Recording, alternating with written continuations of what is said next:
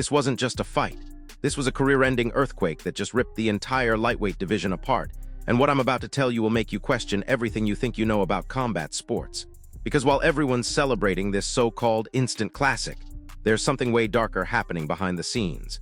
Something that has people in the know staying very, very quiet. And by the end of this breakdown, you'll understand exactly why this result isn't settling anything at all. It's just delaying an inevitable explosion that's going to blow up the entire division.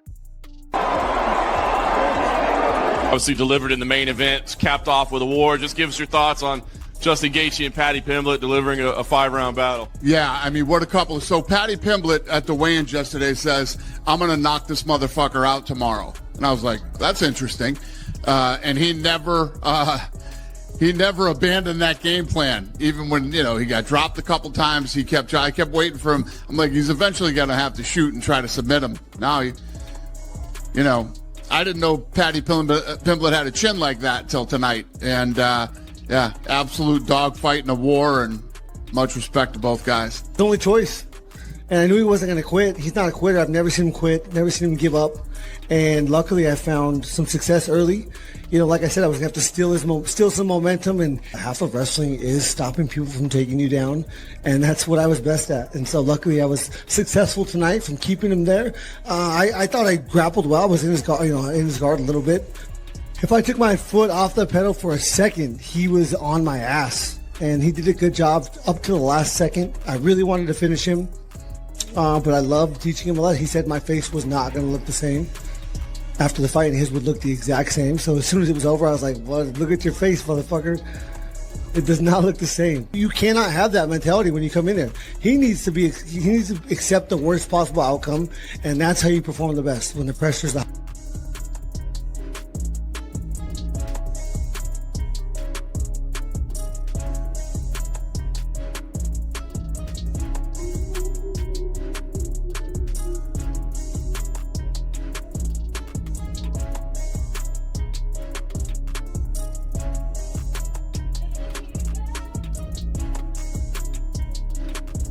I know what I'm talking about. I knew Justin was going to win, but I will tell you guys, he won it in kind of a fluky way.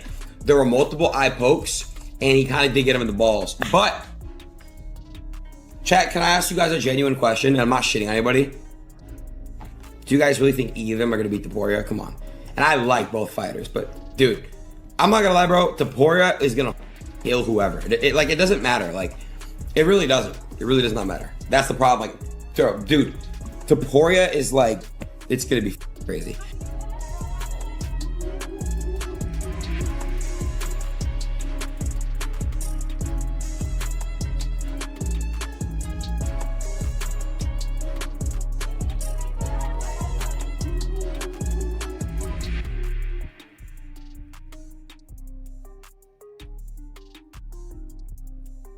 Here's what nobody wants you to know.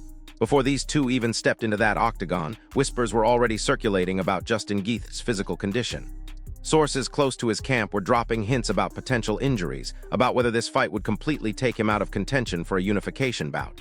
But here's the kicker. His team said absolutely nothing publicly. They let the promotion keep pushing this fight. They let fans spend their hard-earned money on tickets and pay-per-view. And when that cage door locked, what we witnessed wasn't just two fighters competing. It was a man who might have been fighting through serious damage, unleashing the kind of violence that makes you wonder if someone, somewhere, knew this was going to get ugly fast.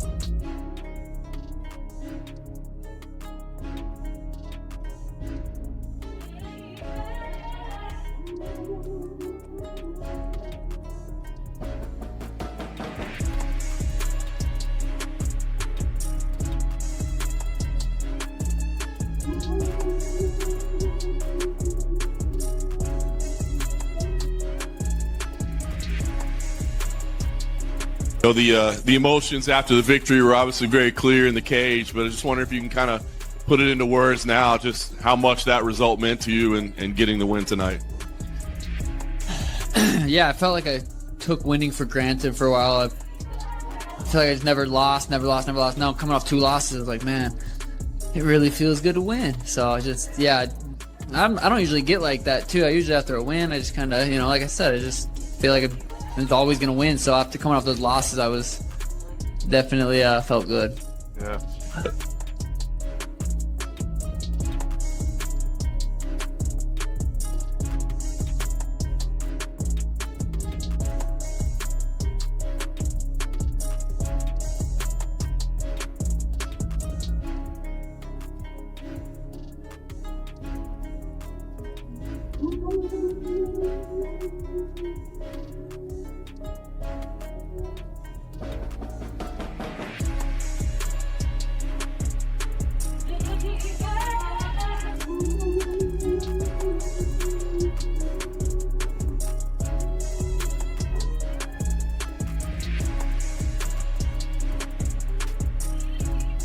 Not an easy fight, obviously, and you dominated the 3rd round. First 2 rounds were a little tougher. What do you think was the key to having such success in that 3rd round versus what played out in the opening 2 rounds? Yeah, I feel like the first 2 rounds, like he took me down at the end of both of them, but he didn't really do anything. I don't know. I feel like I didn't even know I got hit. Tim said there was a video he hit me with like a left hook, but I just feel like I didn't even take any damage other than inflicting, damage on myself from kicking him and stuff. But yeah, I feel like I won every round as far as damage goes, but I'd have to go back and watch it. Yeah, the way the judges had it, they had you winning round 1 and round 3 obviously was clear.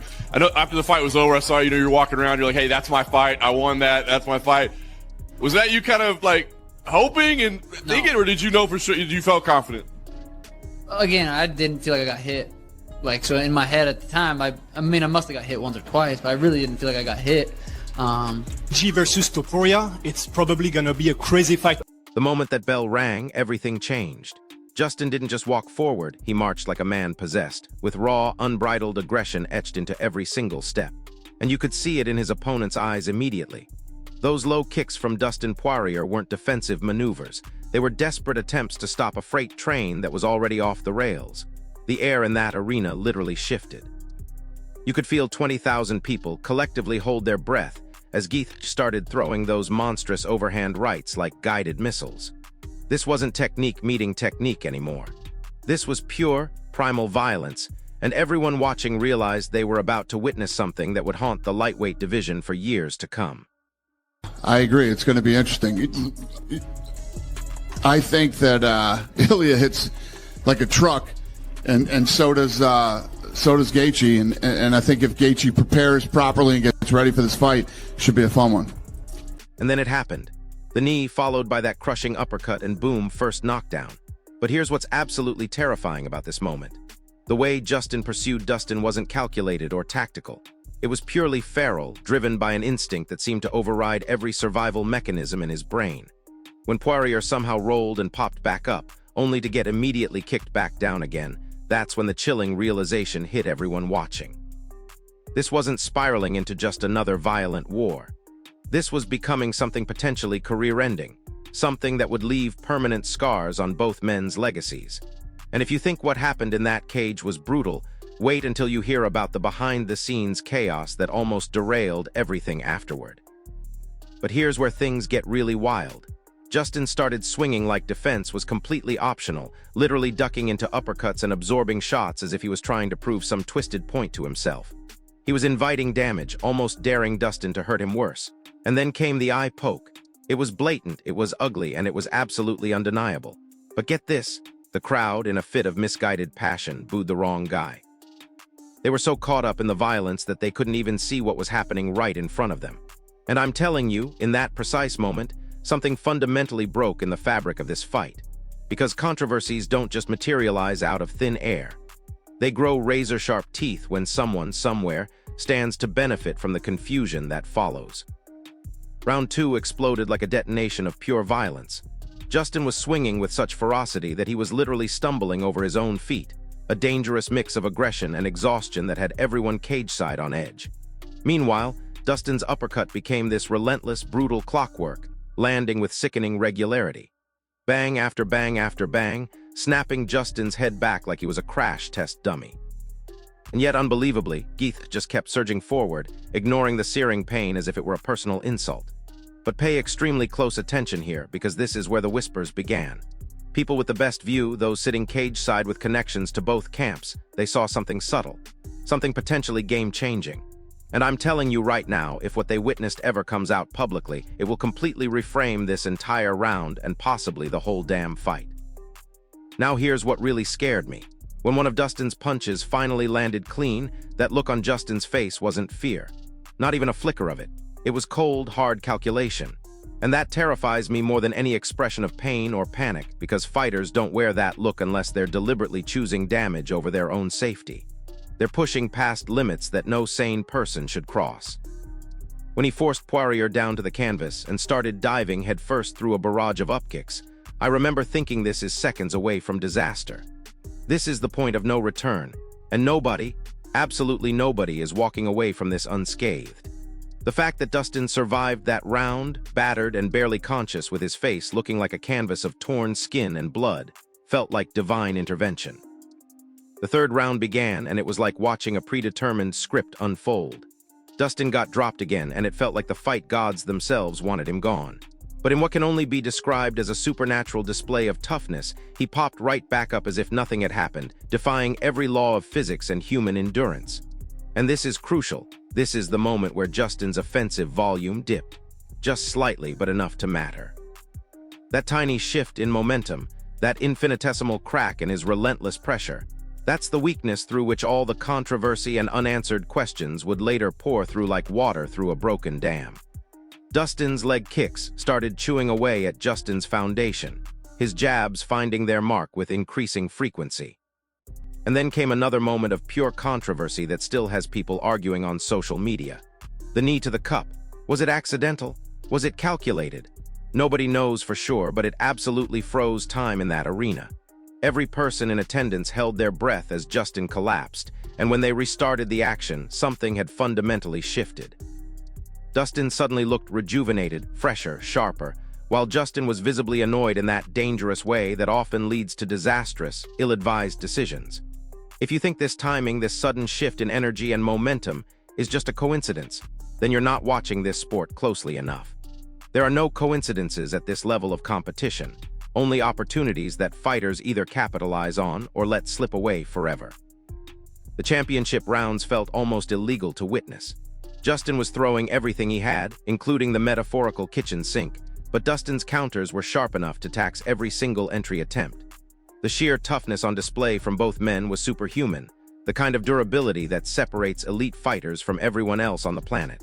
But here's what's unsettling: toughness, while incredible to watch, can also hide the truth about what's really happening in a fight. There's something undeniably strange about how this fight's momentum swung so drastically, and it felt manufactured by the sheer force of exhaustion rather than genuine dominance from either man. By the time they reached the fifth and final round, the crowd was absolutely feral, a swirling vortex of anticipation watching raw power collide with unyielding durability. And then it happened again. Another knee, another shot directly to the cup, and Justin collapsed in agony as the clock seemed to stop dead. I'm sitting there watching this unfold, thinking about how this ending is going to age very weirdly once people start asking the hard questions. Who knew what, and when did they know it? Because patterns like this don't just happen by accident in fights of this magnitude. When the final bell rang, both men had given everything they had, but the real drama was just beginning. The scorecards were about to drop, and with them, a whole new level of controversy that would overshadow even the violence we just witnessed. Then came the scorecards: 48-47, 49-46, and another 49-46. A unanimous decision for Gaethje. And instantly my brain screamed, wait, hold on, because those numbers don't just declare a winner. They write a story, and stories like this, the truly complex ones, always come with footnotes that nobody bothers to read until it's too late. They're calling it Fight of the Year, an instant classic, and sure, it was undeniably insane to watch. But real classics, true legends of the sport, they don't usually come with this many asterisks, this much simmering controversy. This much raw, unspoken tension humming just beneath the surface like a live wire waiting to electrocute someone. Here's what keeps me up at night about this whole situation. Someone somewhere is being very, very quiet right now. Someone who absolutely shouldn't be staying silent.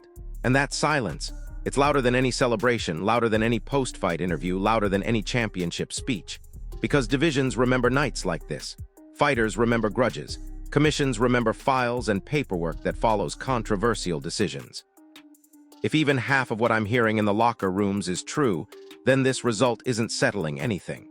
It's not bringing closure to any rivalry or establishing clear dominance in the lightweight division. Instead, it's just delaying an inevitable explosion that's going to make this fight look like a friendly sparring session. I cannot shake this unsettling feeling that someone got away with something crucial. That something truly damaging was deliberately hidden in plain sight, obscured by all the blood and chaos and unbelievable action that had everyone on their feet. Every time I replay this fight in my mind, my gut screams that this story is far from over. The next piece of information that drops, the next revelation that comes out, might just flip everything you think you watched completely upside down.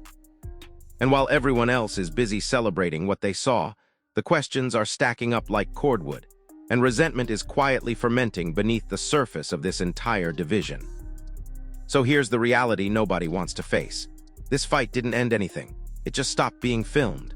The lightweight division right now feels like an unstable pressure cooker with the lid barely holding on, and when it finally blows, and it absolutely will, don't act surprised. Because what we witnessed wasn't a conclusion to any story. It was just the opening chapter of something much bigger, much darker, and much more controversial than anyone's willing to admit right now. The real question isn't who won that night. It's who's going to pay the price when the truth finally comes out. Drop your thoughts in the comments. Do you think there's more to this story than what we saw in the octagon? If this breakdown opened your eyes to what's really happening in the lightweight division, smash that like button, subscribe for more deep dives into the fights that change everything, and hit the notification bell because trust me, this story is just getting started. But that's not even the most disturbing part of this entire mess. What's really eating at me is the timing of everything that happened after the cameras stopped rolling. Because while the crowd was filing out and social media was exploding with highlight reels, there was a 37-minute window where absolutely nobody, and I mean nobody, from either camp was talking to the media. 37 minutes of complete radio silence from teams that are usually fighting each other for microphone time. That's not normal protocol after a fight of this magnitude. That's crisis management. That's damage control. And when you dig deeper into what was happening during those missing minutes, the picture that emerges is so much darker than anyone wants to acknowledge. Here's what my sources are telling me, and this is where things get legitimately scary. During that blackout period, there were allegedly 3 separate emergency meetings happening simultaneously. One with the Athletic Commission, one with the promotion's legal team, and one with what can only be described as interested third parties who had significant money riding on this outcome. Now, I can't prove what was discussed in those rooms, but I can tell you that when everyone finally emerged, the entire narrative around this fight had been sanitized, packaged, and delivered to the public with surgical precision. Every controversial moment suddenly had an explanation. Every questionable call became part of the game. Every red flag got painted green. The medical reports are what really keep me awake at night, though. Because according to multiple sources close to the situation, both fighters required significantly more medical attention than what was publicly disclosed. We're talking about potential injuries that could have career-altering implications, the kind of damage that doesn't just heal with a few weeks of rest. But here's the kicker, those medical files are sealed tighter than Fort Knox, and the few people who have seen them are bound by NDAs that would make your head spin. When medical information gets buried that deep, that fast, after a fight this public, it's because someone with serious power doesn't want those details becoming public knowledge. And let's talk about the betting patterns, because this is where the conspiracy theories start looking less like theories and more like uncomfortable realities. In the 48 hours leading up to this fight, there was an absolutely massive shift in the betting odds that had professional gamblers scratching their heads. We're talking about millions of dollars in action that moved in ways that defied every predictive model and expert analysis. The kind of money movement that only happens when someone, somewhere, has information that the general public doesn't. Information that could predict not just who would win, but how the fight would unfold round by round. But here's where it gets really twisted. 3 separate offshore betting platforms temporarily suspended wagering on this fight approximately 6 hours before the event began. When pressed for explanations, they cited irregular betting patterns and potential integrity concerns. 6 hours. That means someone knew something was wrong before these two even started their final preparations. Yet somehow, mysteriously, all of those platforms reopened betting just 90 minutes before fight time, as if whatever concerns they had just magically disappeared. That's not how legitimate businesses operate when millions of dollars are at stake. The referee's performance that night is another piece of this puzzle that doesn't fit cleanly into the official narrative. Because if you go back and watch the tape with fresh eyes, focusing specifically on the officiating rather than the violence, you'll notice some absolutely bizarre inconsistencies in how fouls were called, how warnings were issued, and how much recovery time was granted for various infractions. It's almost like there were 2 completely different sets of rules being applied depending on who committed the foul and when it happened in the fight. Referees at this level don't just randomly become inconsistent during career-defining moments. They follow protocols that have been drilled into them for years. The corner audio is what really sends chills down my spine, though, because while the broadcast only picked up fragments of what was being said between rounds, people with access to the complete audio recordings are describing conversations that sound less like fight strategy and more like damage control negotiations. Words and phrases that suggest both teams knew this fight was spiraling into territory that went way beyond normal competitive violence. The kind of conversations that happen when everyone involved realizes they're dealing with something that could have serious legal ramifications if it goes wrong. And speaking of legal ramifications, let's address the elephant in the room that nobody wants to talk about. The insurance policies surrounding this event were absolutely massive, the kind of coverage that only gets purchased when there's genuine concern about catastrophic outcomes. We're talking about policies that covered everything from career-ending injuries to potential lawsuits from regulatory bodies. Insurance companies don't write policies like that unless their risk assessment teams have identified legitimate reasons for concern. Someone, somewhere, was expecting this fight to go very, very wrong. The post-fight drug testing protocols were also highly irregular, according to sources within the Athletic Commission. Instead of the standard random selection process, both fighters were subjected to what can only be described as comprehensive screening that went far beyond normal performance-enhancing drug detection. They were testing for substances that most people have never even heard of, compounds that would suggest concerns about pain management, cognitive enhancement, or even more exotic forms of chemical assistance. When testing becomes that extensive, it's because someone suspects something specific. But here's what really makes my blood run cold. The video footage from multiple camera angles that night shows several moments that were never included in any official broadcast or highlight package. Moments that, according to people who have seen the complete footage, would significantly alter public perception of how this fight unfolded. That footage exists, it's been verified by multiple independent sources, but it's being kept under lock and key by parties who have a vested interest in maintaining the current narrative. When video evidence gets buried that systematically, it's because the truth is more damaging than whatever story is being sold to the public. The ripple effects throughout the lightweight division have been equally suspicious. Fighters who should be demanding immediate title shots have gone mysteriously quiet. Managers who typically flood social media with promotional content for their clients have been radio silent. Even the most vocal media personalities have been notably restrained in their analysis of what this result means for future matchmaking. It's like someone sent out a memo telling everyone in the ecosystem to pump the brakes on any discussion that might lead to uncomfortable questions about what really happened that night. And then there are the medical suspensions, which tell a story that doesn't match the triumphant narrative being pushed by the promotion. Because while they're celebrating this as Fight of the Year, both men are facing extended periods away from competition that suggest damage far more severe than what was visible during the broadcast. The kind of suspensions that get issued when doctors are genuinely concerned about long-term health implications. When you combine that with the sealed medical reports and the NDAs surrounding their treatment, it paints a picture of two fighters who paid a price that goes far beyond what fans witnessed.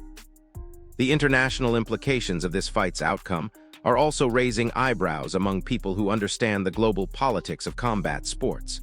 Because this result directly impacts several major international events that were already in various stages of planning. Events that involve significant foreign investment and government oversight.